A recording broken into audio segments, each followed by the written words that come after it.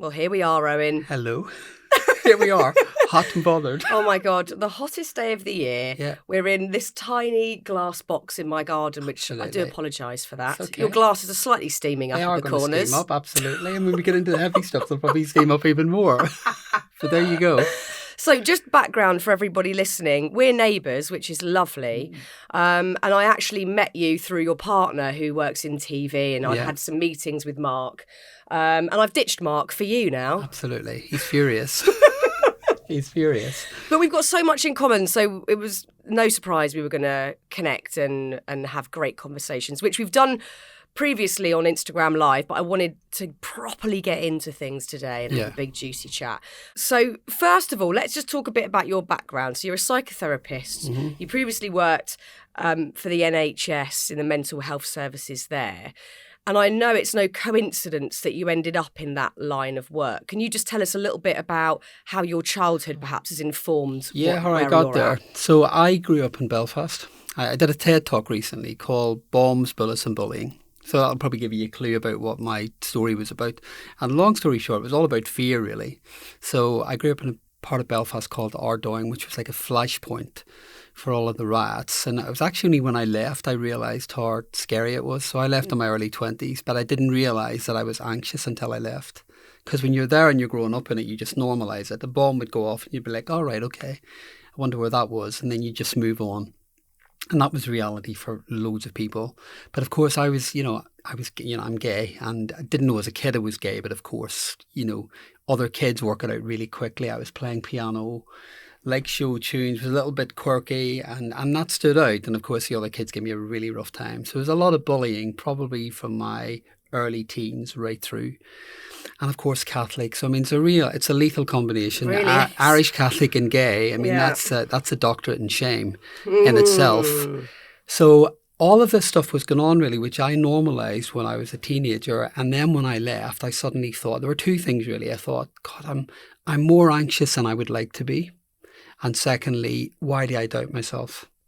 There were two things, and I thought, why is that happening? So I ended up going to therapy in my early 20s. I was just coming out as gay. And a mate of mine said, you should go and see a therapist. And I went, okay, well, do you have any recommendations? And he gave me a recommendation. And when I got there, it was a nun I was going to. I know, can you imagine? Not what you were looking for. I was walking in and I saw a convent and I thought, why am I getting into a convent? Yeah. This is all a bit weird. And I got there and it was a nun. And I thought, I can't tell her about, I can't tell her what I want to tell her, really. And so anyway, we got there and we were having a conversation. He said, how are you doing? And I said, yeah, I'm good. And, how was your upbringing? How was your family? And everything was fine. I'm good. And there was this brilliant moment and she stops me and she said, you keep telling me you're fine. She said, but you look sad. And one of them pivotal moments when somebody calls you out on something. My tears start in those moments. That was it. It was a complete emotional disintegration. Yeah. And I had nowhere to run. I was in her convent, literally, locked in the convent with this nun. And then that was it, really. That was the beginning of the story. And I started to tell my own story and make sense of it and put it together and think, okay, now I get it. Because, if you've lived in fear and you've been told for a long time, you're wrong, you're sinful, you're bad, as a person, you're less than other people. If that's the reinforced message you're getting, which is true for a lot of gay people growing up in cultures where it's difficult to be different. Yeah. You can't rock up into adulthood feeling totally integrated. And I thought I could, I was holding it together pretty well. But then I started to be open and truthful about it. And then that led, very long story, I won't go into too much of the detail, but I ended up in a monastery then for a couple of years, which is just completely bizarre, training to be a priest. And I did 3 years in it and loved it. I had the best 3 years of my life in the monastery. But, celibacy was part of the deal. And I kind of thought in my early 20s, don't think that's going to work out too well. I'll ditch that one. I think I'll just leave that one be. So anyway, that didn't work out. And I thought I'm going to go off and explore life a bit. Left the monastery and then trained to be a nurse and specialised in palliative care. Did that for about 10 years. Loved that work. I know it sounds tough, but actually genuinely loved every minute of doing that work. But one of the things I discovered in that work was that you can do all the medication and prescribing and all of that stuff, but most people had psychological distress at some level, either the patient or the family member. And I never really felt qualified or equipped to deal with it. So I was in the NHS at the time, and they were promoting, basically they were giving you the opportunity to do a master's degree. And I said, I'd love to do mine in psychotherapy. And they were like, no, you can't. You've got to do something relevant. And I said, but it is relevant. Yeah. And I said, but it needs to be more health. So anyway, they refused. And the person in charge at the time said to me, I want you to appeal. So I appealed, and I had to then create a story about why I would do a degree in psychotherapy. And I said, look, if this is a big problem for most people, why wouldn't I be trained up to work with that? Anyway, long story short, they approved it. Did my master's in psychotherapy, and then my career then went off in a completely different direction. So half of my career was in health, second half in psychotherapy. Did the NHS route, went as far as clinical lead, which was great. Loved the work. It was tough, really, really intense. I was running a large team. And then I started doing corporate talks and various bits. And I did a talk for BBC one day. And someone said to me, why didn't you write a book on what you do? Now, you know, when someone says to you, write a book, you think, yeah, that's maybe. It was kind of it was in the background, but retirement, to be honest, not now, even though I'm not far off retirement, but anyway. No, you must never retire. Let's not talk numbers. So anyway, I then thought about this book and I got introduced to a publisher, and about a year later, from emailing the publisher, they came back to me and they said, will you come in and pitch your book tomorrow? Wow. Can you imagine? So even though I had the content, I knew exactly what I was going to put in the book. I didn't have a title, didn't really have a structure. And a day later, I came up with a title, which was 10 to Zen, which was the first book. Beautiful book. Had a structure, went in, pitched it, and they offered on the day, which was incredible. And then a whole load of coincidences. So Mark works in telly. He was working with Bev James at the time. And Bev was working with Joe Wicks and doing a project. And she coincidentally said to Mark, what does your other half do? And he said, well, he's a therapist, but he's just been offered a book deal. She said, what's the book? And then he told her the book. And she said, God, I'd love to meet him. Wow. Anyway, I met Bev, and then she said, I think we're going to pitch this book out to a few people. Hold fire before you sign your deal. And then we pitched the book out, and the rest is history, really. It's an amazing story, and beautiful for loads of people to hear, because so often, and I'm sure you've found this I know you have because you've written about it in your new book, How to Be Your Own Therapist, about how so many of the reactions that we have as adults today, or problems that we have, might even be diagnoses that we have, are acutely related to our upbringing, our childhood. Like you said right at the start, that constant messaging that you'll get will be different for everybody. For you, it was being gay and Catholic, and that you were a sinner, and you, even if you think you've cognitively rejected that, there'll be a resonance there. It could even be physical, and you carry that stuff around with you. Yeah. But to hear a story where you've not only overcome it, but you've used all of that to now help other people is huge. It's massively empowering. I think you got to. You'll know about this, as much as I do. I think when you work on these platforms and you get the privilege of doing talks and books and all of that stuff, you've got to be brave enough to give your own story. Yeah. And I've really discovered that if you're not brave enough to give your own story, then you shouldn't be doing it. Because whatever you then deliver, and therapists, we're quite good at kind of creating a veil. It's part of the work. You're trained to keep like a third wall.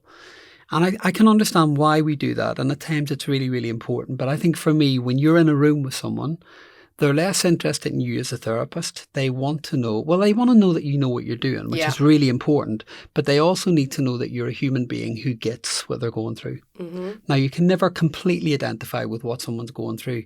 But if you can at least empathise and say, no, I get this, and you can ally with the person in that suffering, then you're halfway there therapeutically. Yeah. So I think in my work and doing the books and talks and all the various bits I do, I think I have to tell my story, even though it's really uncomfortable. When I did that TED talk recently, I stood before I went out, and you know what it's like. It was a big stage event. There was a lot of people there were cameras and all of that stuff. And I stood, and literally just before I went out, I could almost feel my shame creeping in like an literally I could feel it moving in to say, what the fuck are you doing? Yeah. But the best thing to extinguish shame is to just say the story. It goes. Do you know what I do? And I do this all the time. Do you know, when I get on and I was doing the talk, I told the story. Yeah.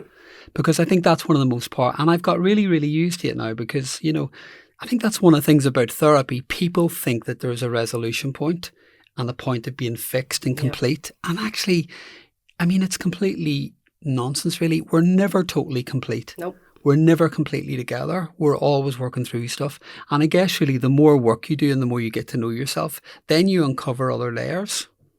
Yeah. And this is what I'm finding really fascinating, even in my own work. Every time I think I'm quite sorted, well, one, I worry because I think, from experience, I know that's bullshit.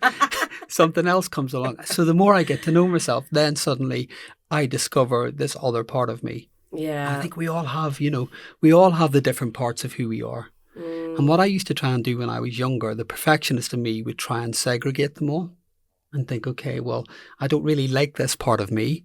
So I'll kind of get rid of that, or I'll push it away, or I'll hide that part of me. The parts that I do like, the part of me that's professional, or the part of me that's warm and friendly, all of that stuff. Oh, I don't mind bringing that to the fore, where I'm getting much better now at kind of lining them all up together. Say, these are all parts of me, and I work with them all together at times. And I know sometimes that, like if I'm doing something big and my vulnerable side comes up, then I can acknowledge it and I can work with it, but I can also make a decision that part of me can't be in the driving seat at that moment. Yeah, it's not going to rule you, but you're going to use I'm going to work feelings with it. to connect with other people. I'll use it, but I'm not going to let it drive me. Because I think going back to what you're just saying there about we're often looking for how can I be fixed? And then if we compartmentalise ourselves, go, how can I fix this bit of me? I don't like that bit of me. Whereas if we flip that on its head and we reframe it and go, how can I use that bit of me? Where's the wealth, the value in that part of myself? Because there always will be, whether it's connecting with others or what. I used to feel great shame, very privately, because I didn't talk about it, about having been bulimic for a long time. And I almost ejected the whole story from my sort of timeline and was like, it didn't happen. That was just it was a no-go. And then I spoke to Elizabeth Day about it on her podcast. And as soon as I said it out loud, which was terrifying at first, I feel like nothing about it now. Yeah. I can use the feelings that I had around it, hopefully, to talk about these subjects and to connect with people. But the weight isn't there. It's a brilliant example. One of the things I talk about in this next book is that your power is your story. Yeah. And I really believe that fundamentally most people's power comes from their story. Yeah. But of course, what most people do with their story is they try and put it away, or they try to hide it, or they try to minimise it, when actually all of the power within any of us as human beings comes from your story. So how do we get to the truth? Because with our story, and you talk about this in the book, with our story, we can go several routes. We can either go like you were when you were in therapy the first time. Yeah, my childhood was fine. Yeah, everything was fine. Or we can go, everything's awful. Nothing ever goes right for me. Yeah. This is what happened in my childhood. And you become a victim of it. So that's a good point. How do you get to the truth of, look, these are the bare bones of what happened to me, and I can see how it's informed who I am today. I'm not going to let it hinder me, but equally I'm not going to just paper over the cracks and pretend everything's fine. How do we excavate our lives to get that truth to the forefront? It's a fine balance, really. And what I've talked about is most people will instinctively, when we meet for the first time, or, I'm just looking at one of the producers, you meet for the first time, and what you'll often do is give the respectable version of who you are. We all do it. It's just human nature. We all give the rehearsed version. That's what we want people to see. Or even, when we meet each other, it's just a quick, how are you doing? Yeah, great. Well, actually, most of the time, we're maybe not. But you're not going to start a conversation by saying, God, I'm really vulnerable today. Or, oh, God, I'm feeling really emotional. We're just kind of hardwired not to communicate that way. But I think what people learn to do with their stories is particularly around shame. Because I think shame is a big narrative for a lot of people. Yeah. Way more than we realise. I think a lot of people experience shame. And that doesn't necessarily have to be around sexuality or abuse stories. It can even be around how you're treated in your family or around bullying. I think it can play out in so many contexts. Many people struggle with shame. And of course then shame teaches you to hide. So I think then when you start to tell your story, what you do is you kind of almost edit the story very, very carefully. I'll give them. So it's all about, I think for most people, the heart of most psychology is about protecting yourself, keeping safe, preventing anything from going wrong and making sure that you're accepted and lovable. That's kind of the narratives for most people. So when they tell their story, what they do is they try and match and think, okay, will that fit that narrative? Now, what we know, of course, is that the opposite's true. Because often when we are truthful and honest and raw with people, that's when, we're at our best and people will resonate. And, I could come today and give you a fluffy version of my story, but it won't land. Yeah. And you won't buy it for a second. So it's about, I think most of us know when we're in rehearsed mode. We just know it. You'll feel it on your skin, literally, when you're just telling the rehearsed story.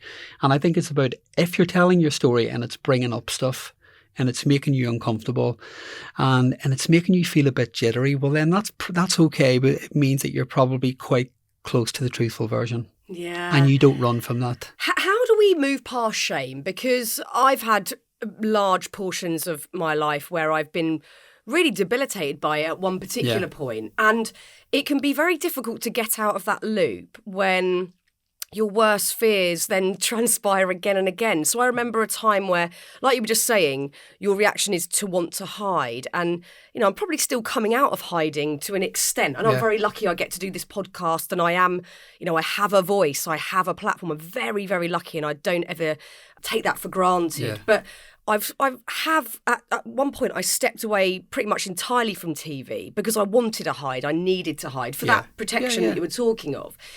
And there were a couple of times where I thought, I'm feeling a bit braver. I'm going to put myself out there. I remember one particular, I think I've told the story before, but not in this context. I was like, well, I'm going to try and do TV again. And I did a live TV thing and I stuttered on one of the first paragraphs and I had people mocking me and a paper writing about it. I literally just went, like did a stutter like people do all the time. And I just went, oh no, I should hide. Like I should not be out here. It reinforced my own fears that I wasn't good enough. I shouldn't be there. I didn't deserve a place there. Yeah. And it set me back even further. So I wonder, are there techniques or ways that we can, because it does take an amount of confidence and courage to get out of that hiding, I think. Well, here's it's a brilliant example of that. What I'd say is, like, if I were in a situation and I said, right, Fearne, I've got this interview coming up and I do the interview and I stutter and I get it wrong or it doesn't go as well as it could do at the minute, how would you respond to me if I said to you, God, I'm really concerned I screwed that up and I feel stupid? Oh, well, I would 100% comfort you in every way I could and say I'm sure it's going to be fine. But why would you do that? Because I believe that it isn't a big deal. And also, I want you to feel good. I want you to feel okay. So what would be the struggle then with translating that to your own internal world? This is it. We're so bloody horrible to ourselves. Yeah. We're so mean to ourselves. Yeah. That's the big problem, isn't it? And I think that's self-compassion. And that is the whole thing with shame, really. It's it's such a habitual, and that's the really tricky thing about shame. It's quite sneaky, and it's habitual. And that example is an amazing example of what happens with most people every day. You know, this kind of almost internal saboteur jumps out. Yes. Because it's all about, perfectionism. What may people think? How am I going to be seen? What does this mean? Now, you and I both know it doesn't mean anything. No. We all get it wrong. Jesus, some of the screw-ups I've made along the way. It happens all of the time. And it really is about how you recognise, okay, this part of me's come out. This part of me, the perfectionist, the saboteur, the judge, the critic, call it whatever you want. But I think for me, when I'm working with people is, I will get them to say, this is a part of you that's come out. It's not you. It's not a definition of you. This is not who you are as a human being. This is not the essence of your humanity. It's a part of your makeup that comes out from time to time. So it's about the recognition, okay, this part of me's come out at the moment. I know exactly why it's come out. It's linked to early shame stuff, or it's probably linked to other parts of my early story. But I've learned, the human brain has learned to respond in a particular way. And your job really is to catch that really quickly. I was saying to someone yesterday about it. I visualize it almost like there's me stuttering now. There you go. Perfect. There we go. But I think this stuff makes you a human. Like, there you go. My granddad, Can Phil, we edit that, please? My perfectionist is coming out. My granddad, Phil, had a stutter constantly. Yeah. And spoke really quickly and had a real sort of Cockney accent. And we all just... It was the most endearing, I loved his stutter. It was my favourite. But I think because there is this overwhelming desire for all of us to be seen as perfect these days, and that there's no room for any flaws. It's so toxic. Well, here's the thing. I probably got a really brilliant example. About a month ago, I was doing a talk, and it was a big enough gig. There was a lot of people, and it was one of the biggest talks I've done in a while. Like everyone else, I've been off radar, kind of doing public. Well, I've been doing internet stuff and online, but not in real events. And I had like 3 in 1 week. 3 talks in 1 week. So it was a big week, and they were all pretty big gigs. And in one of them, I had a sort of a sinus infection, and my throat was drying up. And when I was on stage, I could feel the back of my throat beginning to dry up. Oh, that's the worst. And it was a combination of my throat was drying up, but I had natural stage. That first 5 minutes, you kind of dry up a bit. And that was okay. I knew what it was. But about 7 minutes into the talk, I literally thought, okay, my mouth is now officially stuck together. Like it was proper. There was no there was no water on stage. Oh no! And it was one of these events, when they count you down, it's like 18 minutes and the clock's ticking, and there's cameras and producers and everyone. This is a bloody nightmare. So I'm stood there, and I could almost feel myself, by the second disintegrating into, okay, is there another word available? Oh no. Is my mouth going to open for the next sentence? And I remember standing there thinking, okay, I'm going to have to think really quickly. So I thought, right, I can continue here and try and work through trying to get words out through this sinus infection, or I can just be brave enough in front of all these people and say, guys, I've really dried up at the minute. I've got a sinus infection. Could someone get me a glass of water? And that's exactly what I did. Good. And of course, somebody immediately came along and gave me a glass of water. I was absolutely fine. And then while I was there, I thought, something, I'm going to take this a step further. I'm going to say, and I said to them, this is a brilliant example of what can happen in everyday life. Stuff happens that we're not planning, or the perfect moment doesn't happen. I said, I had an idea today that this was going to go perfectly. The 18 minutes were going to run really smoothly, and I was going to give you guys a brilliant talk today. And I said, 7 minutes in and my mouth stuck together. And I've had to ask for water, and I'm now having to tell you that some of the kind of voices in my own head were saying, oh my God, you idiot. What must I be thinking? So it's a brilliant example. And to answer your question about shame, in that moment, my shame had kind of almost come in. It was kind of like it finds an opportunity. Shame will look for vulnerability, and it will then slide through. And I talked about that moment. Okay, it finds an opportunity, it finds an inroad. But of course, the way to manage it is you don't let it take control. You shine a light on it. Somebody said to me, and I've heard this a number of times, shame can't survive in the light. In the light. So shame is often kept in the dark, and that's where it flourishes. Yeah. So when shame is brought into the light, you immediately illuminate it, and it finds it hard to survive. And often bringing shame into light is doing stuff like, okay, I'm going to allow you to be. I know why you're there. I'm not going to hide you. I'm not going to pretend this isn't happening. Now, of course, in that moment, in that particular talk, no one cared that my throat had dried up. No one cared that it wasn't perfect. And actually, the moment I then said, okay, this is what's going on in my mind, when I finished the talk, the number of people who then come up afterwards and said, I was so glad that you said that. Yeah. Because a number of times I do that, or I get it wrong, or I'm presenting, and I think, oh my God, that's terrible. So that was probably the most helpful part of the talk. Well, this is it. Don't you think we'd all be less exhausted if we just stopped pretending? I'm getting much better at it. Because we're all just pretending, aren't we? Well, that's quite liberating. We're pretending all the time that we're okay and that we're dealing with life and that we're coping, and we always assume that we're the only ones that are feeling weird. So if I say I have a guest on the podcast and I feel, and I've never met them before, they could be very famous or very well respected.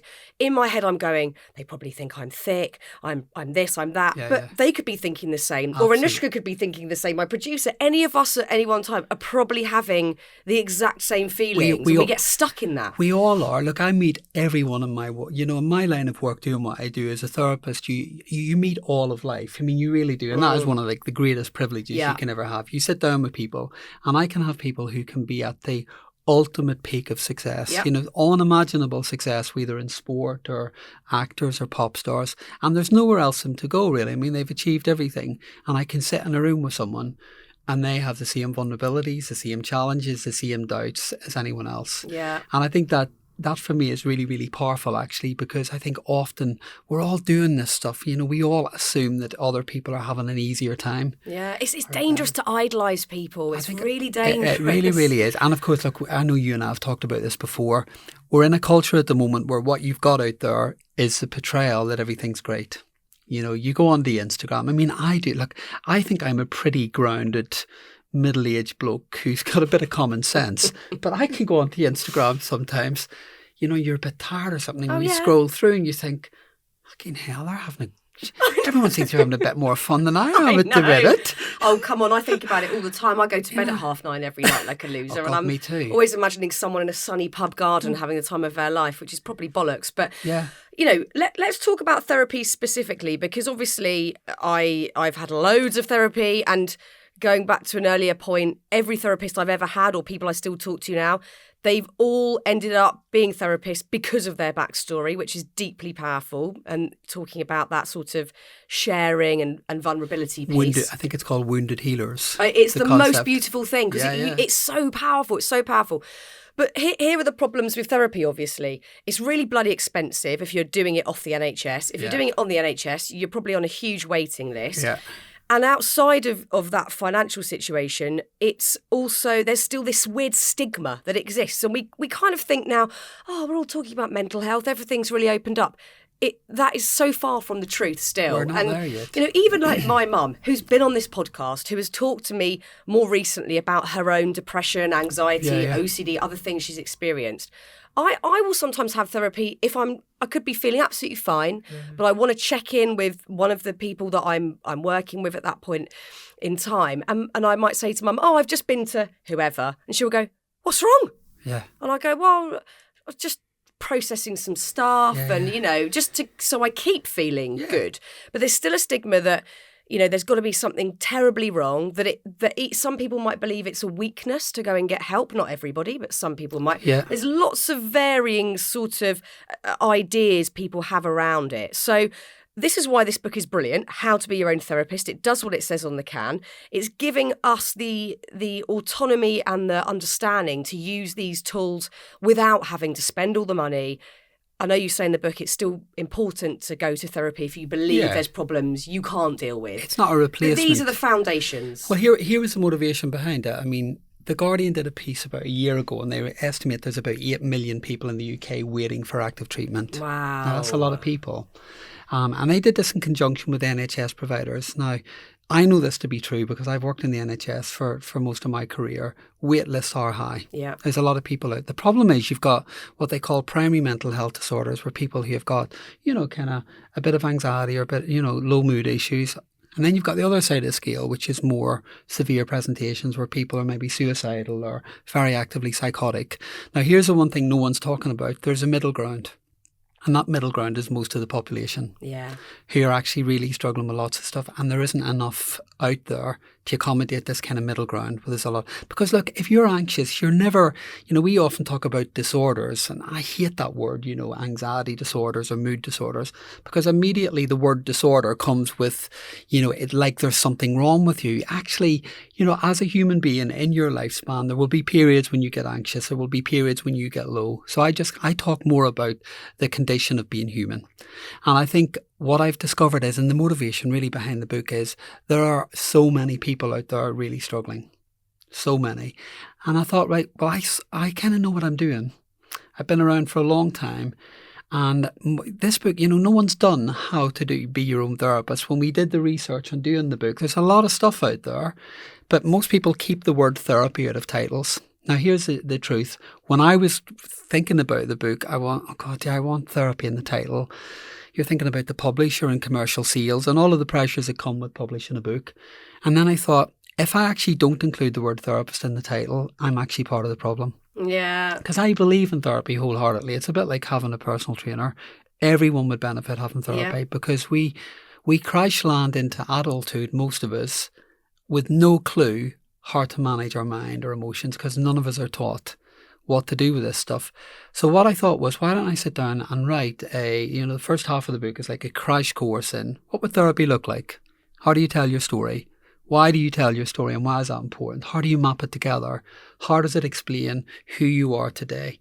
So I go through the fundamentals of basic therapy and I kind of take people through that. And then the second half is a kind of 10 minutes a day. How do you self-therapy your way through the day? So I break it down into ready, steady and reset. That's 3 different parts of the day. Because what I've learned is that if I don't do this in my own life, if I don't get set up for the day, then the quality of my day changes. If I don't stop at some point in the day and work out, okay, what's going on with me today? Where are my thoughts at? What am I feeling? Where am I at today? It's like getting into a car, without having driving lessons. But it's great that you're like, as a therapist, people often think, oh, well, you're sorted, you know it all. My God. But you have to do this stuff every day. Oh my God, 110%. Yeah. It's part of the maintenance and, true for any therapist. Yeah. You've got to know what's going on for you. And I guess really that's the power in the book, really, I think, because I said, I don't know if I finished the story earlier about what I often think about is almost like getting into a helicopter. It's just going to sound really weird. It's going to make me sound posh. Like I've never even been in a helicopter. I don't even know why I use the image of a helicopter. But it sounds glamorous. Let's go with it. I think there's some grandiose notions in my part. But when I'm struggling, what I do is I almost envisage getting into a helicopter. And what I do is I kind of almost visualize it pulling back. And what I do is I hover in this helicopter. So I'm looking down. So if I'm getting the moment I'm overwhelmed or things are a bit difficult, then I can look down and say, all right, I can see what's going on here. I wish I'd done that this morning. Fucking hell. I had someone really, really pissed me off. Yeah. And I know the rule. In my head I went, don't react now because it's not a great idea. It. Yeah. I reacted immediately. Yeah. And get in the helicopter. I should have got in the helicopter and just fucked off. Absolutely. I have my own pilot and everything. At the ready. And this is I love this. I'm keeping this analogy in mind. Honestly, it sounds really simplistic, but I use it all the time. And then basically when I'm hovering, I look down and think, okay, what's going on with me today? Yeah. And I might think, okay, I'm a bit flat today, or, oh God, I'm more worried than normal. And then I'll stop and say, I haven't been for a run today. I haven't taken any time out. Look at the state of my diary. It's way, way too packed today. But then here's the power. The minute you do that, the minute you can look in, then you have the ability to kind of think, right, what can I do about this today? There are a couple of tweaks and adjustments I can make that make this feel more manageable. So essentially what you're doing is you're stepping out of overwhelm. And this is, I guess, where something, again, you talk about in the book in detail is really important, and that is flexibility. Absolutely. In that moment where you've pulled back and you've got a bird's eye view of how you're feeling and what the hell's going on around you, you have the choice to do things differently. Because like you said earlier, so much of this stuff for all of us is habitual. It's not because something's really, really awful or the same thing keeps happening. We're reacting in the identical way each time, but expecting a different outcome. So we have to be flexible. I mean, the neuroscientists are brilliant in this. They just talk about it replaying patterns. Yeah. And of course, I know you've heard you talk about this before, but with neural pathways, the only way you change them is to change behaviours. Which is it possible? Neuroplasticity is neuroplasticity completely and doable. Psychological flexibility is all part of this. But, therapy, when people think about therapy, they often think about talking. And one of the things I'm arguing about really strongly is therapy is not just about talking. It's one part of it. Therapy's doing. Yeah. Therapy is about who you surround yourself with. Therapy is the choices that you make in your life. Therapy is the boundaries that you create in your life. It's basically an overhaul of your entire life. So this book isn't a fluffy, just sit down and have a little talk to yourself and it'll all be fine. It's much, much, much more significant than that. Therapy should make you feel uncomfortable. Yeah. If you're in therapy or you're doing anything that feels lovely and nice and then you're not having therapy. Do you know what? That is... I don't think I'd ever really given that a thought or properly identified that feeling. But one of the most powerful therapies I've done, which is something I know that you also specialise in, EMDR. Yeah. That is the most uncomfortable therapy I've ever done because I had to face up to stuff that I could barely say out loud, that I didn't want to admit was true, and I didn't want to relive it because it felt like it might be more real if I had to say these words out loud. But my God, I am now back driving on the motorway, which I couldn't do for 5 years, which is a long time sort of, learn behaviour repeated again. Nope, too scared. Nope, too scared. And the uncomfortableness of the therapy shifted something. It changed something. So I think it is so important that if you are thinking of trying therapy for the first time, or even you using these self sort of soothing, or it goes more than that, but these sort of empowering techniques. Getting started. You feel the discomfort and that you just sit with it, and it's not nice, but you don't abandon it straight away. You've got to go with it. It's a brilliant point, because it not feeling nice doesn't mean that it's wrong. No. And I think this is the one mistake, because we're all kind of primarily hardwired to, it's got to feel good. We're obsessed by feeling good all of the time. I mean, we've both written books on happiness, but both of our books, it's not just about fluffy happiness. No. It's much, much more than that. And I think what we all have to get better at is when the other stuff comes in, the darker stuff, there's nothing wrong with that. It doesn't mean that there's anything wrong with you. It doesn't mean that there's anything bad about you. It doesn't mean that there's anything terribly, broken or damaged about you. It just means that it's part of your humanity. And the more you learn to start working with that stuff, and I know it sounds cliched, but that's where the real magic happens, because if we think something's wrong, then we run from it. Yeah. And of course, with emotions, particularly darker emotions, we think that they're wrong. But actually, they're not. Nothing terrible is going to happen. I see them as like a signpost. Difficult feeling comes up, instead of running from it, I think, all right, I'm going to be curious about what's happening here. Yeah. What's happening here at the moment? And I'm learning, every day I'm learning, even in my own journey, about that openness around, okay, this is absolutely fine. Because I think what most of us do is we get immersed in the story. So if we're feeling fearful, we're feeling low, we're feeling anxious, whatever the context might be, we then connect that to the narrative, the shame narrative, and then that becomes, I'm rubbish, I'm not good enough, I'm crap, whatever the context might be. When actually, that you need to learn to segregate the two. Yeah. These emotions, these thoughts that are coming up, they're not definitions of who you are. They don't define who you are. What they are is they're simply patterns that are playing out over and over and over again. And the incredible thing about good therapy is it will help you see that you can disconnect more and more and more from those narratives and then kind of disidentify with them. And then when you learn to do that, I mean, Christ, if I had to listen to the core message of my early story, I'm not sure where I would be today if I've been really honest. If I had taken all of my story as a given, some of the things that were said to me or some of the experiences over the years, if I had to believe them as a truth, then I'd have been in trouble. Yeah. Whereas thankfully some part of me knew, and I still don't know where that come from, there was a part of me knew that it wasn't right. Yeah, that resonates with me massively. Obviously, we've got very different stories, but listening to you speak there, I can see in my own life that when I've been told by lots of people, because that's the nature of my job, that I'm a piece of shit, whatever, there was a moment where I thought, and I agree, I think, I equally could look back and think, I nearly stopped doing all of this and didn't do this job anymore. I don't know what the hell I'd be doing or how I'd be paying my bills. I have no clue because I've got no backup. It's not like my mum and dad are going to, fish me out of trouble at age 40. I don't know what I'd be doing. But again, there was something there that stopped me from giving up. But I do wonder, I'm always a little bit confused about confidence in the context of this, because for you to do what you've done and to turn your story around, for me somehow to continue what I'm doing, there has to be a level of confidence. But I know there's still a big puzzle piece missing for me. And I sometimes wonder, do you have to find the confidence to reject all of those comments, the story, or do you have to reject the story to get the confidence to then move on? I don't really know how it works. It's a good question, because I don't think it's like a magic wand of, okay, I'm now just going to stand up to it and I'm going to believe that I'm good enough.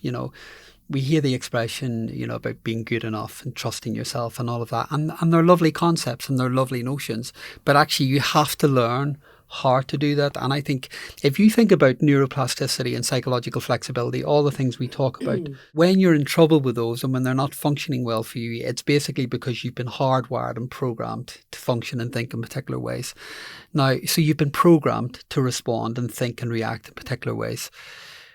To undo that, what you then have to do is you have to replace the kind of the information you've been given with the opposites, basically. And that means that you do that on a regular basis. So is it fake it till you make it sort of thing? Not even first? fake it till you make it. It's kind of almost going with that, knowing, okay, you have to get to that point where you identify. And it's a bit like if someone's in recovery or something, they've got to get to a point where they realise that their way of acting and behaving doesn't serve them well. Yeah.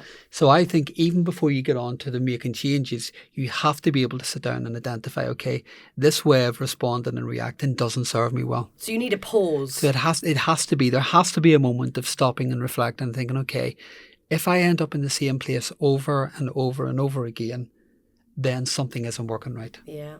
And I think that's really, really important. It's quite humbling, that, isn't it? It is. It's really hard because I think what people do is people just keep going and ploughing their way through. I'm going to get through. I'm going to make it. I'm going to feel better. I'm going to recover. Actually, no, you've got to stop. You have to have the courage to stop and think, okay, why am I ending up in the same place over and over and over again? Now, here's the hard thing about that, because that means that you Don't tell me it gets harder. Well, no, the hard thing...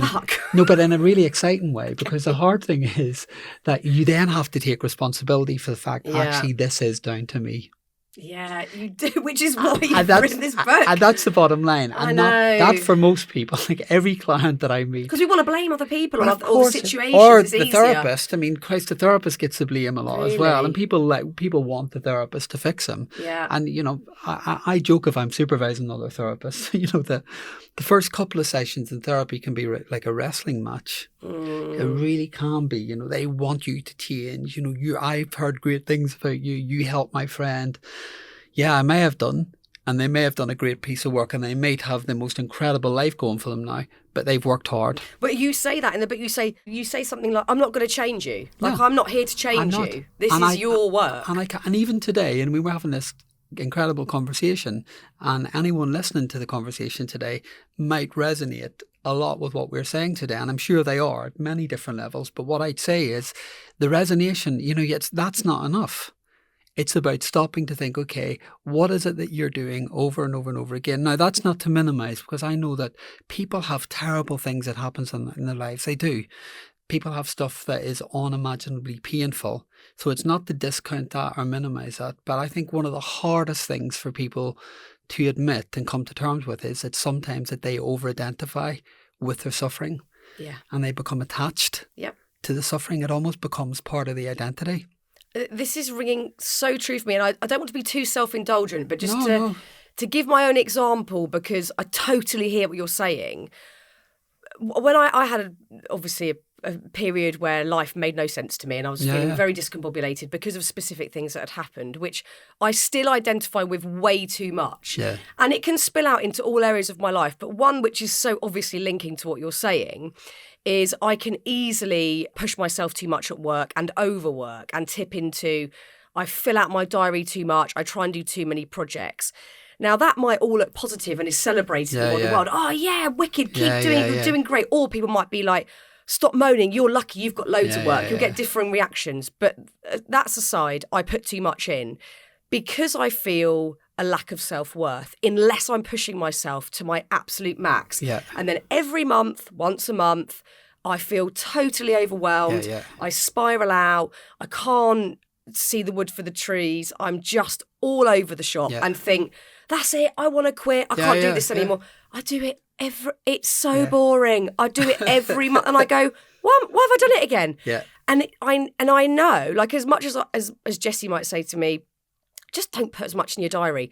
That's not enough. I need to go back to this place over here and go, my self-worth is pretty shit because of all this stuff that I need to stop identifying with. Yeah. Or it might even be more primal than that. It could be that part of the drive is, because I think when you're self-employed and you're doing what we do, which is a lot of independent work, you kind of feel like, God, I got to keep working and I got to keep doing stuff. But they're all fear-driven narratives. And I think that is the important thing, is like so many of us are driven by fear.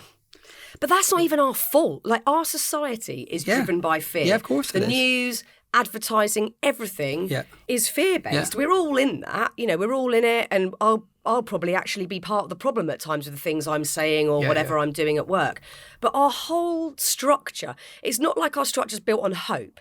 And we've all experienced beautiful, miraculous things happening. We've all seen, we were talking about it earlier because you asked about my kitten who's at the vet today. He's very poorly. And you were saying about your dog years ago, who's sadly no longer with us, but that she was written off 7 or 8 times and she kept surviving. We've all experienced amazing, miraculous hope, but it's not purported on a societal level. We're told, be scared. Like, I saw this advert yesterday even about driving on the road, and it was this big fear-mongering thing about how you could crash. It's like, how about you might not? You might not. You might have a great day. Everything is... and it's subconscious. We don't even know it's there. So I think we're imbibing that and applying it to our personal lives without even knowing we're doing it. It's a good point. And I was really lucky. So that those 10 years I did in palliative care, I know we talked about this a bit in the live, but I had 10 years of my life where every day I was working with someone who was dying or with their family. And very often it could be younger people, 18, 19, given a hideous diagnosis, or middle-aged and people with kids, and all sorts of awful stories. And when you're doing that every day for 10 years and you're working with people and families and you're watching these stories unfold, I mean, you can't not do it and be on. You know, you can't not be affected by what you're hearing and seeing every day, but not in a negative way. And I think that was the thing that really struck me when I finished that part of my career and went on to do different stuff. It was almost like on a daily basis, on a regular basis, you were being reinforced and reminded, actually, life is really about fullness. You know, we are not put here to suffer. You know, we're not put here to be miserable. We are here to live fully. And of course, I would be with these people and they would be in the most terrible circumstances, but often they were digging deep and finding hope. You know, and then suddenly all of this wisdom that we try and search for and acquire, they were like finding. And, you know, I'd be set sometimes. I worked in hospital, community and hospices in various areas over the years. But I can remember this one guy. He was probably 32 or something. We were probably around the same age at the time when I was working with him. And it was like 3 o'clock in the morning. You know, I was on a night shift. He was awake. The guy probably had about 3-4 weeks to live, you know, and we were talking. He was in for some symptom management. And him and I had this conversation and we were talking about all sorts of stuff. And he wanted to go to a festival and we were trying to get him well enough to go to the festival with his mates, and it was going to be his last trip away. And him and I talked for probably a good hour, you know, at 3 o'clock in the morning. And he was just talking, all he focused on was the things that he wanted to do. Getting to the festival, you know, how work didn't matter anymore. And it was really interesting. And I think inadvertently, he was giving me all of this wisdom about, you know, it doesn't really matter. You know, all of the stuff that we get preoccupied with, all of the stuff that we get submerged in, actually, when you have 10 years of reinforced messages with people saying it doesn't matter, it's short, don't get caught up in this stuff. And I know we can read these on cards and we can read them in stories and stuff, but when you're in that world every day and then the person's gone and you've built up a relationship with them and you've had thousands of relationships that suddenly come and go. It really taught me about actually whatever's going on in my life today, if it's difficult, it's fine, it'll go. Because it always does. You know, if I reflect on tough periods, think, okay, well, that was a rough patch, but it went. Yeah. And that continues to happen. And I think what we were talking about earlier, that attachment to the habits and the stuff, it's learning I can let go of that. Yeah, it's letting go. And there's real power in that. And of course it takes courage. It's like, you know, if you're teaching your kids how to swim, or you know, I'm teaching the dog to try and do something new. I mean, at the beginning, it's really, you know, there's that fear, I can't do it. You know, you're white-knuckling it. Yeah, stay with what I know. I'll stay with the familiar patterns. And even the stuff that we do, you know, we were saying earlier, that brilliant story about God every month, and I end up back in the same position. It's because we do what we know. Yeah. But if we also know that doesn't serve me well, then that's where you dig deep and think, right, enough of that shit. Yeah. I'm going to move on. I'm going to really go for an alternative, and I'm going to start to play around. And I think, look, this book talks about this as well. We just all need to get much better at being a lot more curious, a lot more adventurous. We all need to take a lot more risks, because we all do the opposite. You know, we play for safety, we play for security. Yeah. We show up, you know, trying to minimize rejection or hurt. And I think actually that limits who we are. No, it absolutely doesn't. It's so beautiful to hear, you know, and I've read about them in your books, you know, these stories that you would hear when you were working in palliative care. that message is so powerful, and we all need to take heed of it, every single one of us. But I think sometimes, again, modern day culture has taken hold of that beautiful concept and warped it into something else entirely at times. So now you hear all these phrases that I can't stand, like living your best life and all this stuff. And it's like, what does that mean? Yeah, like, what is that? Because it's not the same for everybody. And we've now created this sort of weird visual of you look a certain way, you're doing a certain thing, you're living a certain lifestyle. And that then means that you are living your best life. But living my best life might be quite small and quiet, or it might be changing my whole life entirely. It's not one thing. So I think we have to also be careful with how we receive that message, because we have to make it work for us rather than feeling like we're falling short because we're not doing what everybody else is doing. Absolutely. It's about that kind of going inwards more, isn't it? I mean, I did a thing a few weeks ago in Dublin. It was lovely. It was a really good event and stuff. We went down with champagne. It was all lovely and stuff, and it was great. And then I came back, and the next evening, myself and Mark and the dog just sat in Richmond Green eating fish and chips. Heaven. I couldn't have been happier. Heaven. I mean, I really couldn't have been happier. So the night before, we're in this kind of glitzy, champagne-y, it was a book thing, and it was lovely, and it was good fun and stuff. But when I compare the two, just sitting eating fish and chips on the green, it was just like that for me was like, give me that any day, to be quite honest. For all of us, we know that it's that stuff that nourishes us. But it's about what we buy into. Yeah. And I think it's about, learning look, we all do it. I was talking to Jake the other week, Jake Humphreys. Lovely Jake. And we were talking about, Jake talks a lot about performance and high performance and stuff. And, what makes us, about achievement and success and stuff. And I think, like we all have two versions of that. We have our dysfunctional version. Yeah. Which is doing more, achieving more, being seen as more, all of that there. And that's the dysfunctional version. But that, I mean, is that we're kind of connecting all of that to the insecurity stuff, the not good enough stuff, So it's all the compensatory stuff. And when you're operating from that mode, because actually you don't enjoy any of what's going on at the time. Yeah. So you can have a bestseller or be at the top of your game. But if you're driven by the dysfunctional stuff, none of it will feel good or exciting or fun. Just won't touch the sides, Doesn't touch it. And you know what else I really want to talk about, because I think it's very important, because it's, again, it's a notion that gets thrown around very haphazardly. And you talk about this in this book, and that is gratitude. We're all, again, it's heavily sort of... It's a bit fluffy, isn't it? Be grateful and everything will be fine. But you talk about the complexities, like all things, with gratitude. And, I think we've all experienced this, and I've probably even said it to my own kids, which is highly regrettable, that you go, yeah, but think about these kids who have got nothing. And you had that at certain points in your therapy where you were told, yeah, but there's people worse off than you, whatever. That is not helpful. There's feeling grateful on a true level, but then feeling grateful because shame's been applied and you feel like, well, I should feel grateful.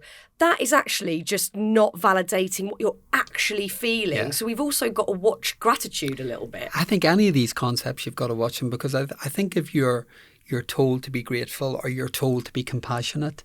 There's this brilliant example I'm thinking of. I was talking about self-compassion in the NHS when I was doing this group, and it was an anxiety group, and one of the sessions we did was about 20 people in the group, and I was running this particular group, and we were talking about how to access your own self-compassion with working with anxiety, and the group were doing brilliantly.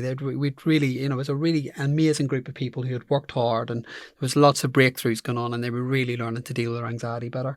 And we were then integrating this compassion notion, and this woman came back one of the weeks, and she came back and she said, I'm doing all this compassion shit, but none of it's landing. And I said, all right. I said, what do you mean it's not landing? She said, well, I'm saying all this stuff, I'm thinking all this stuff, and I'm doing all of this stuff, and that. And she said, but it just doesn't seem to be working at all. I don't get it. And I said, can you give me an example? And so she said, oh yes, I got up this morning and I thought, right, I'm going to be really good to myself, and I'm going to tell myself this, and I'm going to reflect. And anyway, and I said, okay. I said, before you go any further, I said, can you tell me what that sounded like? She said, what do you mean? And I said, when you're saying all of these self-compassionate things to yourself, how does that sound? Can you say it out loud? And then she started to say out loud all these affirmations that she'd been reading in a book. She sounded like she was going to kill someone. So the rest of the group were like pissing themselves laughing. I really love and value myself. You are lovable. And I said, doesn't sound like you are, according to her. And she said, she just stopped, and it was this amazing, like one of these kind of career moments, you think, bloody hell, this is it. She just stopped and she said, oh my God, I'm saying all this stuff and I'm doing all this stuff. She said, but I'm not meaning or connecting to any of it. And there was just like silence in the group, just the entire group just went quiet. And I said, all of this stuff is meaningless. All of it, the techniques, the language, the doing it, it's meaningless if it's not connected to a tone that means something. Like if you were having a tough day and I come up to you and I just give you a load of platitudes, you just wouldn't buy them. Nope. Whereas if I come up to you and I sit down with you and I mightn't even do anything, I mightn't even say anything, but I'll just kind of say, do you know something, it's all right. We'll be fine, we'll get through this, it'll be all right, I'll stay with you, we'll work it out. Immediately you will start to soothe. And this is the one thing that doesn't get talked about enough, is we don't talk about our tone towards ourselves. And I can't say how important that is, because nothing in therapy will change you unless you change your tone towards yourself. And that gets missed so often. There are people out there today doing all of the stuff, and they're meditating and they're doing the yoga and all of that there, and they're still like, fucking hell, I still can't get it, I'm still not working it out. And then you stop and say, what does it sound like? And then they just pause. What do you mean? What does it sound like? And then say, just talk. And then you hear the tone and you think it's a bit ferocious. Yeah. Because it's all become quite prescribed, all of this stuff within the commercialised version of when you're talking about wellness or whatever it is. But if you haven't got like the reality of it in your gut and the tone that follows organically, without thought, without it being contrived, it's just not going to do anything. And some people might be saying, but how do you find that tone? It does almost become an adamant refusal. When you hear that ferocious internal voice, it's about the courage to stop and say, we're not doing this today. Yeah. Whatever happens, we're not doing this today. And you go back over, we tell ourselves stories about how things should be. I don't know if I told you this before, but I did this really intense mindfulness meditation teaching course with Oxford. And it was really highbrow. It wasn't like a little course. It was proper full-on intensive training. And I went on it and I was determined I was going to be a good mindfulness teacher. The perfectionist, even that in itself is a clue that this wasn't going to go very well. And I got there and it was just like, it was my worst nightmare actually, because even before I'd started, I just kind of thought everyone looked calmer than I did. Yeah. And everyone looked a bit more meditative. Oh, he's so zen over there. Look at him. And there were mats and shawls and all sorts. Shawls. There was all sorts of stuff going on. And I rocked up in my hoodie. And I was in this meditation, and I thought, oh God, this isn't going to go well and stuff. And I could feel my competitive meditator coming out as well. And I found myself getting myself into a complete state over this. Anyway, so I had this brilliant mentor, Melanie Fennell. She's kind of like one of the revered people in mindfulness in the UK. And I was really lucky to get into her mentorship group. So we were doing this meditation one day. It was like a 45-minute gratitude meditation. And we're sat there and there were about 25 people. This was like day 4 into this. We were up at 6 in the morning, 10 o'clock at night. It was hardcore. I think it went on for about 20 days or something. But this was like day 4 of it. And we're sat in the mat and I was determined this was going to be a perfect meditation. I was determined I was going to be up there with the meditators. Elevate. I was going to have a shawl by the end of this. I'd be knitting shawls by the end of it. So anyway, this was all going on, and I sat there 10 minutes into the meditation. The guy beside me was breathing too heavy. Oh, I really, annoying. you think, oh God, I really want to smack you. You're really irritating me. Then the door banged. Then I was looking around me, the woman opposite me, she was kind of like perfectly poised. I was like hunched over. I looked like I was going to collapse on the floor. It was just spiraling out of control. So anyway, 30 minutes into this meditation, there was no meditation as far as I was concerned. I was absolutely in my head. So anyway, I went to the coach, the mentor afterwards, and she said, oh, how did that go and stuff? And I said, I think I'm going to give this up. I said, I'm just going to be really honest with myself. I think I'm kidding myself really about this whole meditation teacher thing. And she said, why? And so I talked her through, and she said, okay, let's talk through what happened. So I talked her through from the beginning what was happening in the meditation, and she stopped, and then she said, God, that sounds like it was an incredible meditation. And I said, well, it didn't feel incredible. And she said, whoever said it had to feel incredible? And she said, you were very aware of all of the things that were going on. You were aware of your anger. You were aware of your resentment. You were aware of how unsettled you were.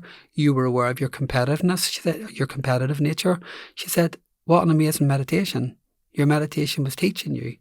Wow, what a great mentor. I love that. All that was doing for you was creating more distress. What an incredible lesson. So she said, your meditation was pointing out to you that these don't serve you well. She said that was probably one of the most powerful meditations in the group.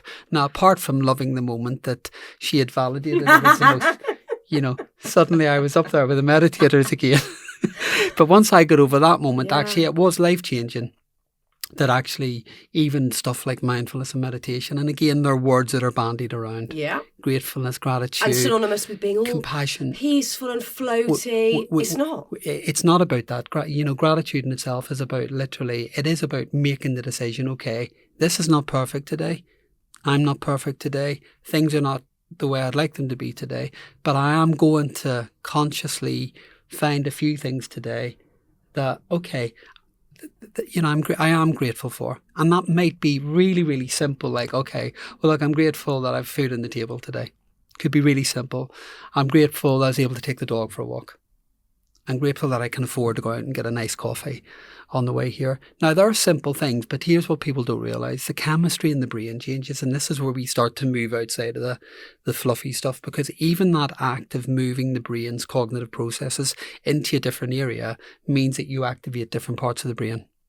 And of course, the moment you then light up other parts of the brain, you get chemical changes. So, you then do start to, release more endorphins, more enkephalins. So even though it might feel like a really fluffy concept, you then get the biochemical changes that go on.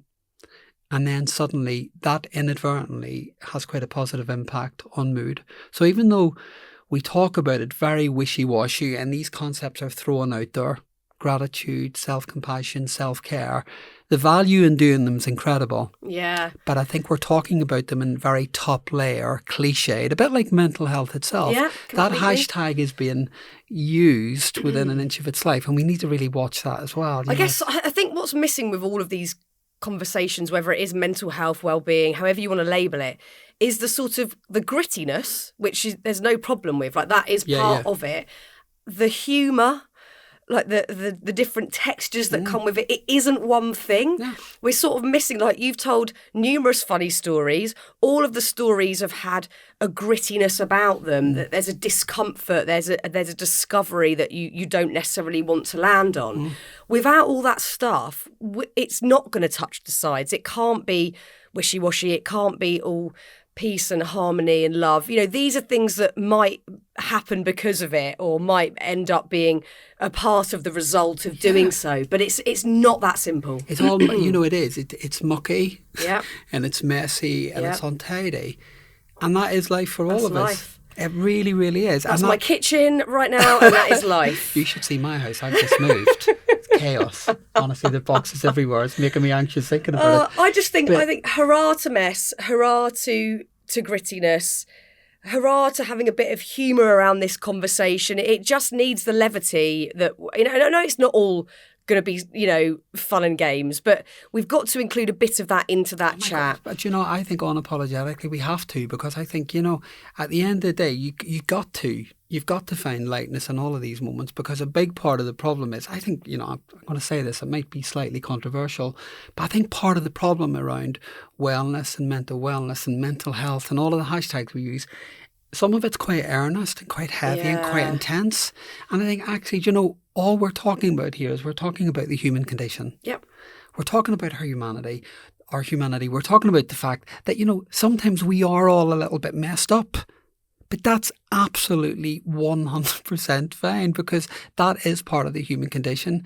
And part of human growth is you cannot grow and develop and evolve unless you're willing to work through some of these tougher periods, and unless you're willing. So it doesn't mean that there's anything wrong. So I think we need to get much better at thinking, there's actually nothing wrong with any of this. It's just part of being human. And maybe sometimes we can laugh our way through it, or not take ourselves so seriously. I mean, Christ, if I took myself seriously in my line of work, I would be in deep shit, frankly. And I really have to, I've learned over the years, because my work has been quite intense over the last 25, 30 years, I've really learned to look for the lightness. And actually actively look for it, and know when to find it, actually, and to know those moments where, when you were talking earlier about you get to the end of the month, oh my God, I get it. I mean, I have those moments as well, but I'm getting much, much better at kind of thinking, okay, time for, getting that helicopter. The helicopter and the pilot. Getting at the ready. With the handsome pilot, zoom out of town. At the ready. I'm in and out of there regularly. It's a beautiful thing. Well, look, I knew this would be a bloody enjoyable chat. I've loved every minute. It's been one of my favourite conversations I've had in a very long time. Thank you. And it's been great. I love this book. It's exceptional. Like your other books, just a hugely brilliant read. So go get it. And Owen, thank you so much. Thanks for having me.